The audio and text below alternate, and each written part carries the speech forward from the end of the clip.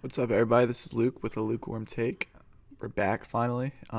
Today we're gonna be breaking down the offseason moves for the NBA that's happened the past couple of days, starting on Friday, and we're just gonna start off with my New Orleans Pelicans. They traded for DeJounte Murray.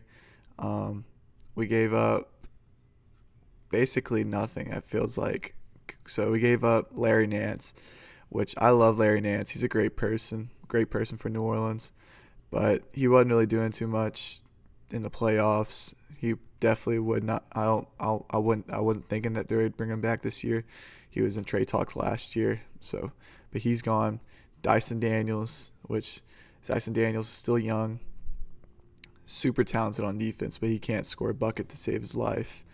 And then two first round picks, 2025 Lakers pick, which I would assume that's going to be worthless, and then a 2027 Milwaukee Pelicans pick, the least favorable pick. So it's probably going to be Milwaukee's, I would assume, or New Orleans. Depends on who's better, basically. That's how it works. If DeJounte's playing well, Zion's healthy, that's going to be more than likely the Pelicans pick. Or if we decide to blow it up, we get to hold on to that pick, and then Milwaukee, hopefully Giannis will still be there. So, yeah. Then after that, so we're going to grade that. I would grade that for the Pelicans an A minus. We got big need, which is an actual point guard. CJ McCollum, he's much better off ball two guard. He can make his own shot, not as well. He can't create for others last year, and we needed another option closing in games. Off last year, the Pelicans were awful in closing out games, especially games that they were losing. They were 0-24, I think was the stat, and games they were losing going into the fourth quarter. We were 2-24 and one score games, I believe. It was something crazy like that. But whatever, lessens the load off Zion. More than likely, Brandon Ingram's still going to be traded. It's a W that we didn't have to give. They didn't give up Brandon Ingram at all. We could look to ship him off for a better rim protector like a Jared Allen, which that's what I would hope for, or somebody like that. I was hoping for Isaiah Hartenstein, but that didn't work out. So, but yeah, that happened on Friday night, I would say, Friday afternoon, night. And then Saturday, I'm looking at Woj's Twitter to make sure I have everything correct. So that was an A minus for the Pelicans. I'd give it like B plus for the Hawks. Probably could have gotten more out of the Pelicans. You could have gotten Brandon Ingram.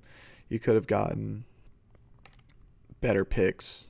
Could have gotten next year's Pelicans pick or something like that. So Westbrook, he got picked up for his $4 million player option. Whatever, I love Westbrook, but he's not gonna determine if you're gonna win a championship, which I don't think the Clippers are anytime soon. Royce O'Neal, he signed a new 4-year, $44 million deal with Phoenix. I think that's a good deal. I don't know how they have the money right now to sign a guy to a contract like that. I mean, it's not that much, but like still, you have barely any money. But he's a good 4-5 type guy. Good backup center if you need him to. He does the right. So I would give that a B plus. Then the big news. It was Sunday night, or I guess Monday morning, whenever it happened. I was just about to go to sleep. I was up late. I had people over, and right whenever they left, I was going to sleep.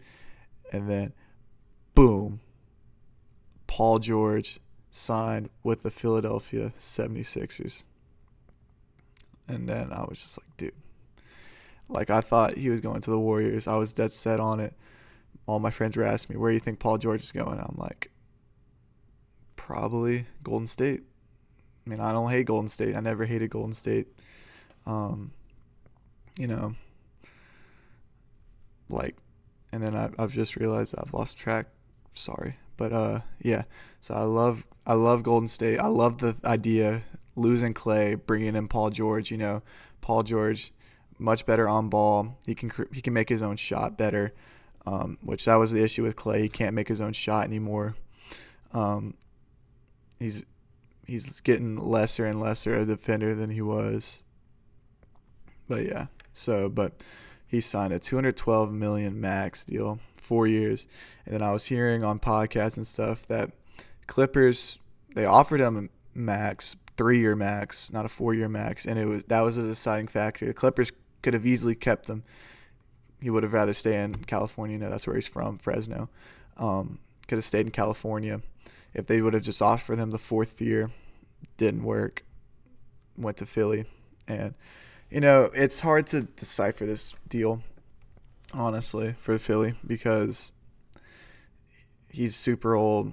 He's not Paul George from OKC. He's not the Paul George from the Pacers, And I think the last 2 years of this deal is going to age poorly. But if Philadelphia 76ers can win a championship next year, they extended. They gave Tyrese Maxey a bag. I don't remember the exact numbers. I can pull that up. $204 million over 5 years, and then hopefully Embiid stays healthy, which I don't think so. I know, but it is a super risky roster to build around with Paul George and Joel Embiid. Both dudes cannot stay healthy. But Maxey, hopefully, with him getting another contract, he'll probably even produce even more, having that financial security, which he was already producing at an elite clip last year. And then the Sixers also signed Kelly Oubre to a 2-year, $16.3 million deal. Oh wait, Paul George signing B+. Sorry, forgetting to grade these. That's a B+. It'll be good for the first 2 years, or maybe only the first, but yeah. So Kelly Oubre is also staying in Philly. Good defensive wing, 3-and-D type guy. Yeah, it's whatever. I'd also give that like a B+. Also Sunday, Jonas Valanciunas signed with the Washington Wizards. He left New Orleans for a 3-year, $30 million deal with the Washington Wizards. I thought he could have gotten like $15 million a year. So I would say that's a good spot for the Wizards. I would assume that he's just going to be trade bait for the next 3 years because the Wizards are not. I don't see him doing very much. This is the Cooper Flag year, I would say, for them. Mason Plumlee, he signed with the Phoenix Suns on a 1-year deal. That's just what the Phoenix Suns are going to have to do for the rest of their tenure if they're going to keep KD and Beal and Booker all on the same team, which I don't think that's going to be a likelihood because it's already seeming like KD wants out. Plumlee, he's all right, I guess. He's there for depth because he already got Royce O'Neal and all that.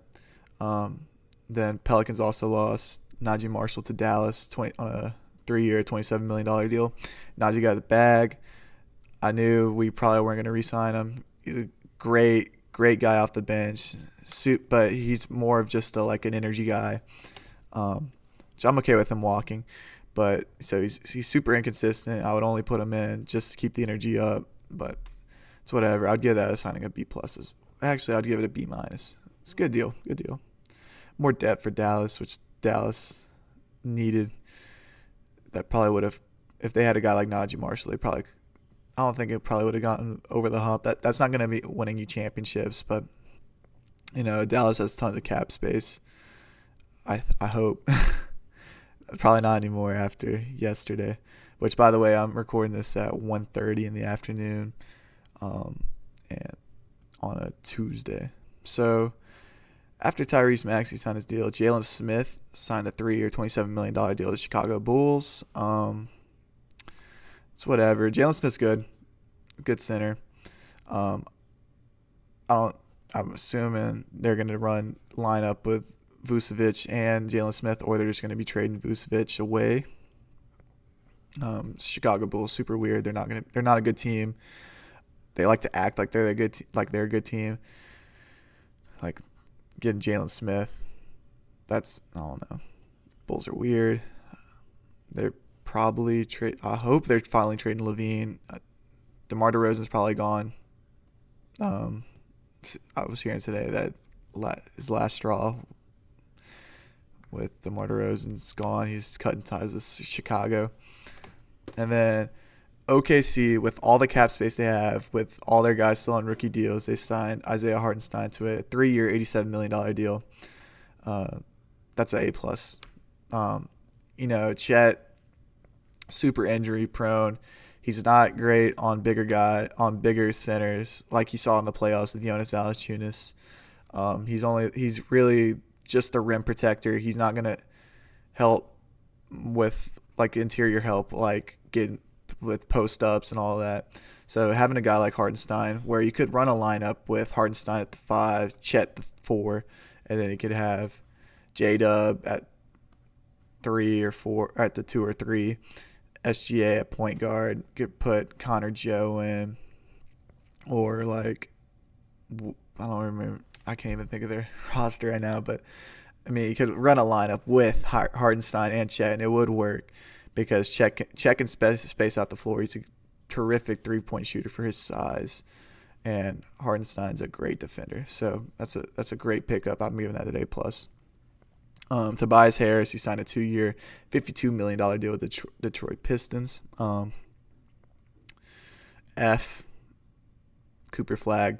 They're hoping for Cooper Flag, I guess, or hoping to trade Tobias Harris, because Tobias Harris is just not what you want. I guess they're doing like a nostalgia run with Tobias Harris or whatever in Detroit, trying to sell more tickets. So I don't think Tobias Harris is going to put butts in seats. So F. Drew Eubanks signed a 2-year, $10 million deal with the Utah Jazz. Yeah, I mean, seems like Walker Kessler might be out in Utah, so get a center. Walker, I thought Utah did a good job drafting. They got Filipowski, they got Cody Williams, or Kobe Williams, I forget his name, but Utah, if they keep marking him out, which seems like they're at least not likely to keep marking him to try and get Cooper Flag, but they still have a decent young core with Colin Sexton. They still can trade John Collins and all that. Luka Garza signed with the Timberwolves, whatever. He was good in college, but he hadn't done much. Derek White, he signed a 4-year, $125.9 million deal with the Celtics. That's a lot of money for Derek White, but he's been playing great for Boston, for how much I despise Boston. Keep the core, try and make this a dynasty. Which it seems like less and less likely that we'll see a dynasty in this 2020s era with all these. We haven't had a back-to-back champ yet. Sorry if you picked up background noise. Someone just locked my door. But yeah, sorry about that. Got distracted. Derek White, give that an A-. It's a lot of money. More than likely they're not going to bring in anybody else. And then right after that, Boston's owners, they're putting Boston up for sale, the Celtics up for sale. So I guess they don't want to start paying all this luxury tax that they're going to have to end up spending. Nick Batum, he signed a 2-year, $9.6 million deal with the Clippers. He's back with the Clippers. You can say all the jokes you want. Fourth quarter, crypto, courtside, got his tool in. Batum's going to be in now, especially with Paul George gone. He had that good playoff performance, or was it play-in or playoff performance for Philly against Miami or something like that. I don't even remember. Everybody's clowning the Clippers in the comments. It's funny. They've all got the freestyle in there. But yeah, and then Warriors sign and trade with Dallas for Klay Thompson. I'm reading like the deals now. Like when Josh Green is going to Charlotte, and that's hilarious. Of course, Josh Green's going to Charlotte for this deal, but yeah. So Klay Thompson, 3-year, $50 million deal. They're gonna give up Josh Green. He's going to Charlotte, and then a couple second-round picks, I think it is, to Golden State. I think that's what it is. But yeah, I mean, if Clay can, I mean, the Mavericks traded Tim Hardaway, so they're basically substituting Clay Thompson for Tim Hardaway Jr. And if you think about it like that, I think it's a good deal. $50 million, I'd say that's a good price point for Clay Thompson at this point. You know, he shot 0 for 10 in that elimination game in the play-in. He was decent. I mean, let me pull up his stats. Last year, because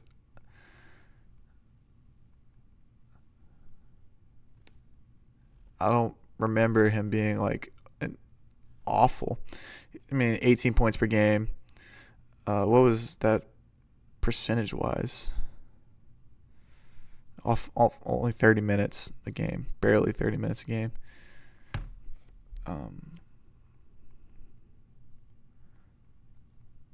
Let's see, Clay Thompson. I mean, if he's giving you 18 points a game off of 44% shooting, 41 from three, you know, I mean, if he's probably only there to shoot threes and, you know, be a perimeter defender. I mean, that's all you really need from a guy like that.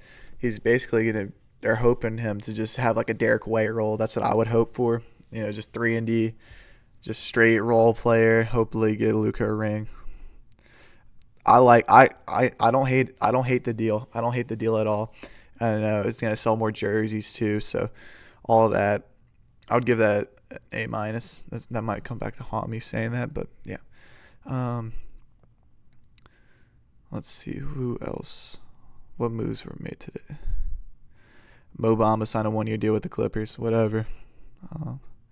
Donovan Mitchell, $150 million max contract extension over 3 years. So I guess Donovan's staying.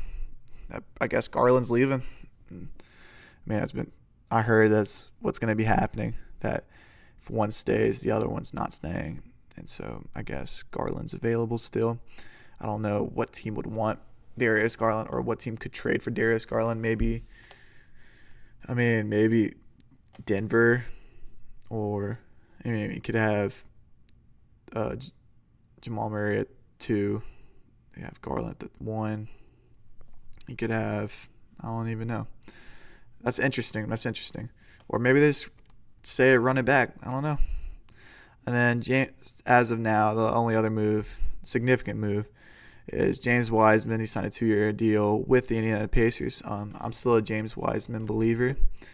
I might be showing my ball knowledge from that, but I think he's been in bad situations. You know, he came back, or he got drafted, and he was on that Warriors team that won the championship. He didn't get much minutes, you know, because rookie on a championship team, you're probably not going to get minutes. And then he got cut or whatever. He was in Detroit, and I wouldn't want to play in Detroit.